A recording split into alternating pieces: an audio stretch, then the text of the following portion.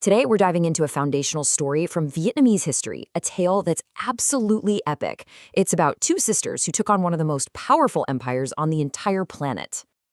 You know, we often hear that history is written by men. Well, this is not one of those stories. This is a story of incredible courage, a rebellion led by queens and female generals fighting for their nation's freedom. All right, so let's set the scene. We're going way back to the early 1st century to a land that was then known as Giao Chi. Now, this place, which is really the heart of ancient Vietnam, was under the thumb of China's super powerful Han dynasty. So, what exactly was Giao Chi? Well, that was the name given to the Vietnamese territory during this, really long period of domination by the Han. And just try to imagine living there. Your culture is being stamped out. Your people are crushed by heavy taxes. There's this constant, simmering resentment, and that is the perfect backdrop for a revolution. And right into this tense situation, a legend is born. The story goes that the mother of our heroes had this incredibly powerful dream. A prophecy, really. She saw two golden dragons rising up from the Red River, just lighting up the entire sky.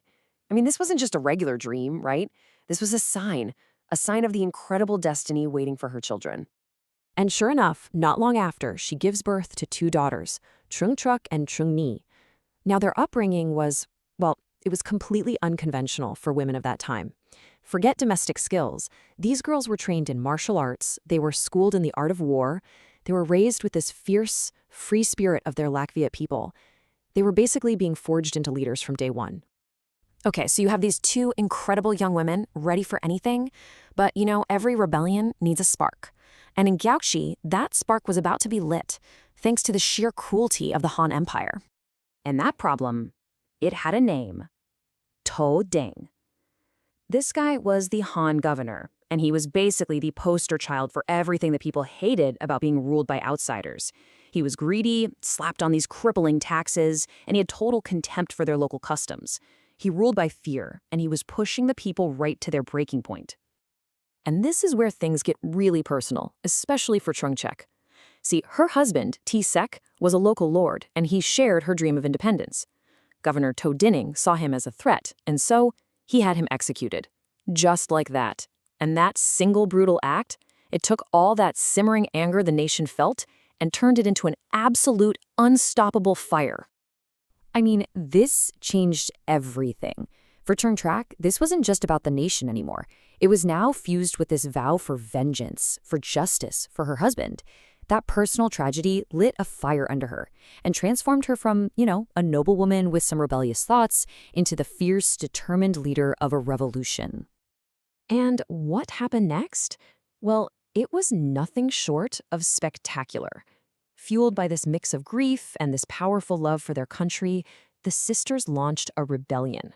And it wasn't just any rebellion. It was the start of a whole new era, a nation reborn, ruled by two queens. And the speed of their success was just incredible. In the spring of 40 AD, the sisters raised their banner and thousands rallied to them. And get this, many of them were also female generals. Within months, they've captured more than 60 Han strongholds. When the capital, Louis Lo, finally fell, that nasty governor, To Dinh, he had to disguise himself just to sneak away and save his own skin. And just like that, after decades of being oppressed, the Vietnamese people were in charge of their own destiny again. Trưng Trắc was hailed as queen, Trưng Nu Vuong, and she set up her royal court right there in her homeland of Me Linh. You can just imagine the difference their rule made, and it was immediate.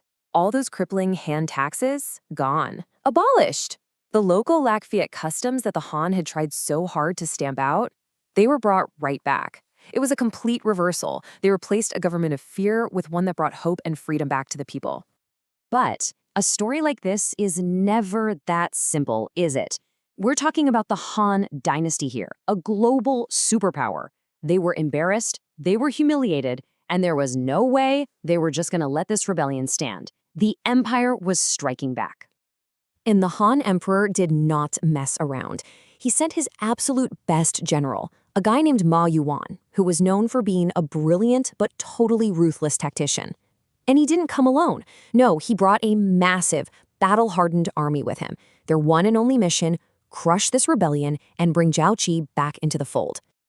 What followed was a series of just fierce, bloody battles. I mean, the sisters and their army, they fought with unbelievable courage for every inch of their homeland. But in the end, courage alone can only do so much against a much larger, better-equipped professional army. Their forces were just worn down and ultimately overwhelmed. But this is where the story shifts. It moves from being just history to becoming a legend. Their reign might have been coming to an end, but what they did in these final moments, well, that would create a legacy that could never, ever be conquered. So, in the year 43 AD, they're cornered. Defeat and capture are certain, and the Trưng sisters make a final, powerful choice. Instead of surrendering to the enemy, they go to the hot river, the very same river where their whole rebellion started, and they chose an honorable death over capture, preserving their freedom in the only way they had left. In that act, it was the ultimate statement. Choosing death over surrender wasn't an admission of defeat, not at all. It was a final stand for everything they believed in. It cemented their place as eternal heroes, people who would rather die free than live as prisoners of an empire. So what's their legacy? It's just immense. This was the first major uprising for Vietnamese independence. It lit a fire of resistance that would burn for centuries. The Trưng sisters became these immortal symbols of national pride, of courage. They proved that even the mightiest empire could be challenged. Which really leaves us with this incredible question, doesn't it?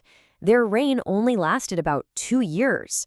So how does a 2-year reign manage to inspire a nation for 2,000 years? It just goes to show you that the true measure of a legacy isn't how long it lasts, but the strength of the spirit it inspires.